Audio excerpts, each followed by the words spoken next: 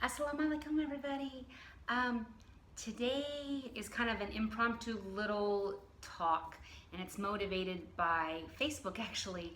I deleted a page yesterday because I don't know about some of you guys, but sometimes I get tired of the really judgy advice, especially when it's regarding things that I don't agree with, that there's play in the different scholars have different beliefs on. So I get personally offended, especially if it's something really misogynistic, anti-women, because Islam shouldn't be anti-women, and so it's suspect to me the second it says something crazy like that. So let me tell you what I think about this. I'm going to quote some hadiths and some Quran, but first I want to explain what prompted this. Okay, so there's a site that I thought I agreed with, but lately there's been some posts, helpful posts, because as Muslims, you know, we're supposed to help each other to correct each other. But sometimes correcting actually means judging, trying to make people feel like you know more than them, or that kind of thing. And no, I've got some things to say about that too.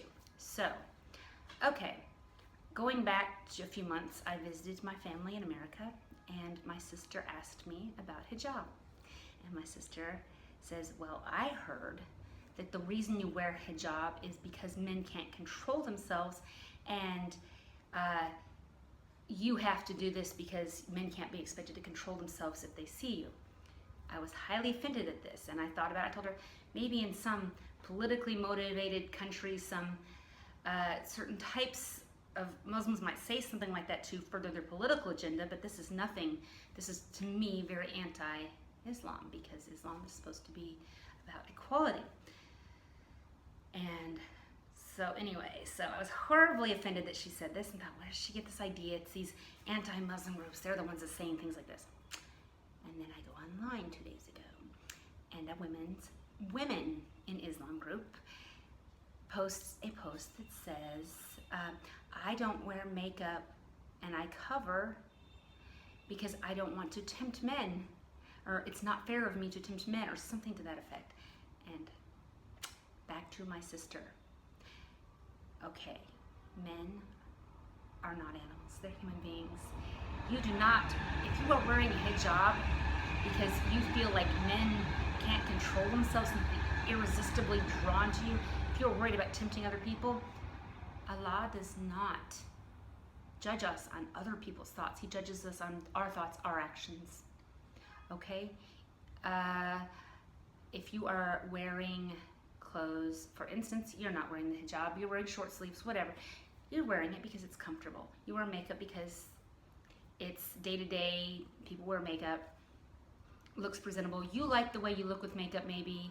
Lots of reasons, but I sure as anything don't wear makeup because I want to tempt men, and that's ridiculous. That's absolutely stupid. And I do not pass judgment. I shouldn't be passing judgment, so this is a sin on my part, especially during Ramadan. But I just think that that's a very backwards view, and that's where people are getting these wrong-headed ideas about Islam, is where people are saying things like this. Another one about hijab that bothers me is people describing, and I've heard women Islam scholars say this too, describing a woman as a precious gemstone and not anybody could handle it, or different objects like this, reasons to protect a woman wearing the hijab, protecting her beauty. But they're all making it sound as if a woman is an object. I'm not an object, I'm a human being. I'm no more, no less than a man. We were both creatures of Allah.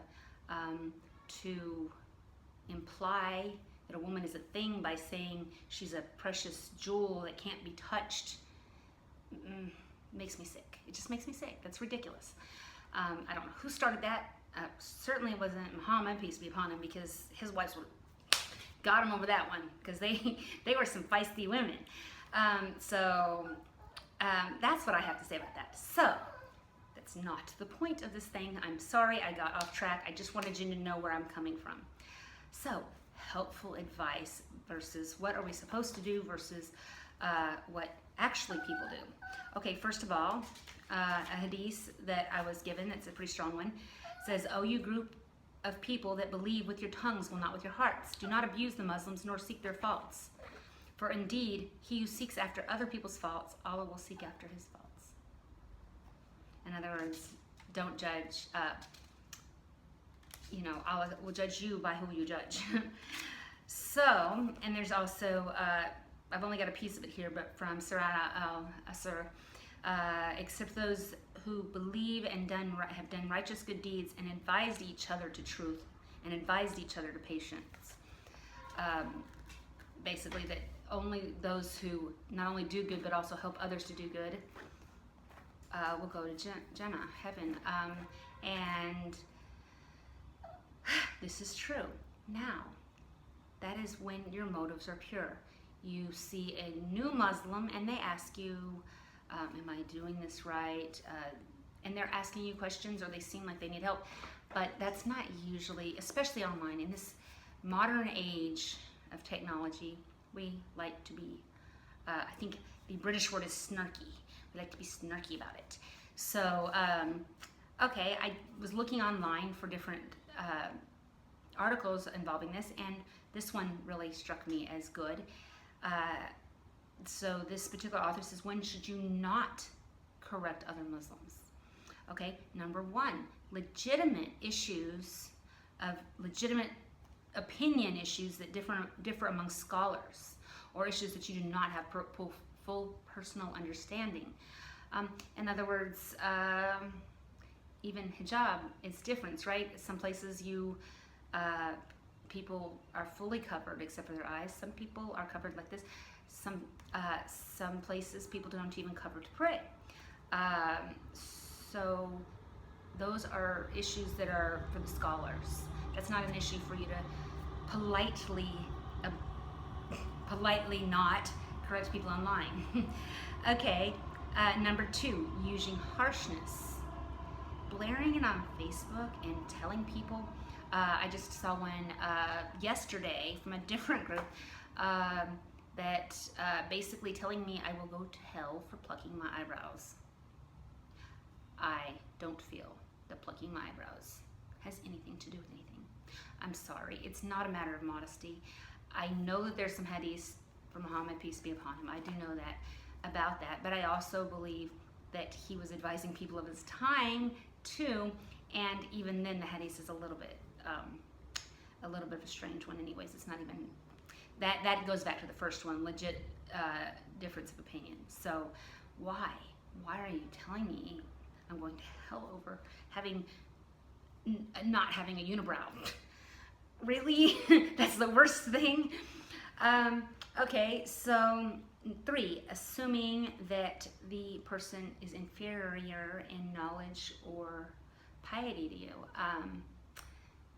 That whole thing, and white women Muslims get it the worst as far as I feel like, but of course I'm not, that's all I can judge by. So you get that worst thing, that kind of like, oh, it's okay, honey, do you know you're supposed to do this? Do you know you're supposed to do that? And I just want to scream sometimes. And it's like, yes, I've heard people say that, but I've also read the Quran several times through, and I've also read lots of hadiths and lots of scholars' opinions, and I differ on your opinion, or whatever, you know. It's almost never meant to be helpful. It's meant to show, number 4, meant to prove superiority over me. I was born into a Muslim family, therefore my knowledge is superior to yours. I'm Arab, so obviously I know more, or I'm a man, I know more. That's the worst, because please, if you're a man, be a literate man first before you try to judge me or tell me how to do. I don't want your advice unless you have studied, you've truly studied. I don't want your advice if you can't read. I don't want your advice if you've lived in one country your whole life and you telling me what your fathers have told you. That's not what I want. I want you to know what you're talking about before you talk to me, and you're not superior to me. No matter what you hear, people in some countries say men are not superior to women. We have different stations in life, of course. Women bear children.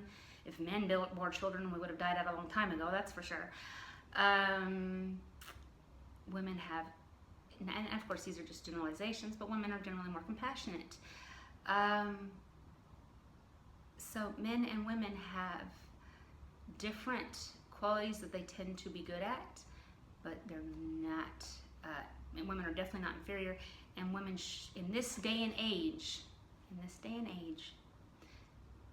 a woman shouldn't necessarily need a man to advise her.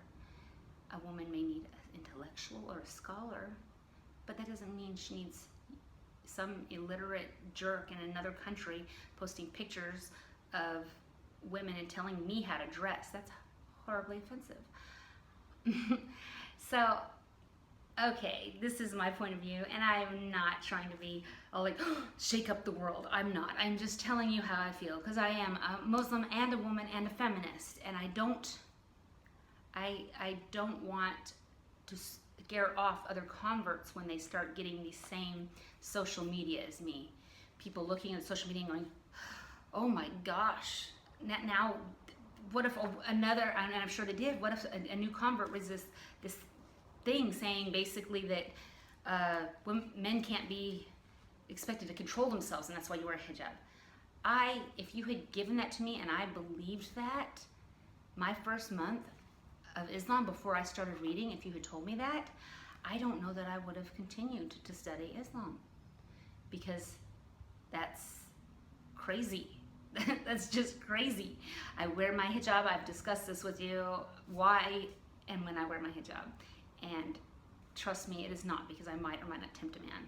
And I'm sure a man that can't keep it in his pants with or without my hijab.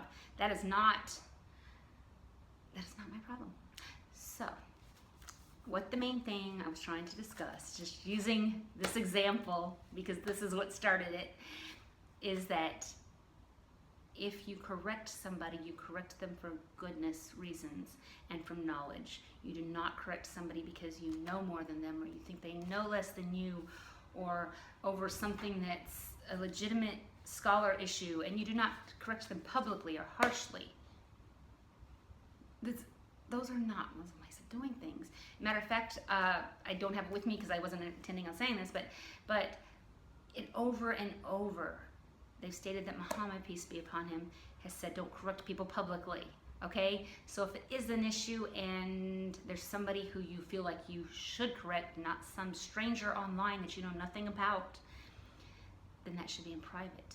Take me privately aside and say, hey, I can see your hair showing. Islam does not allow this. Islam wants you this. Okay, Islam wants this. We have a difference of opinion. Okay, correct me privately, respectfully. We can discuss it. Correct me publicly. Me, like most other people, are just going to be offended. So think about how you speak to people, and think about if it's how Allah wants you to speak to people. And I have to go to work now, so it was nice talking to you guys. Bye.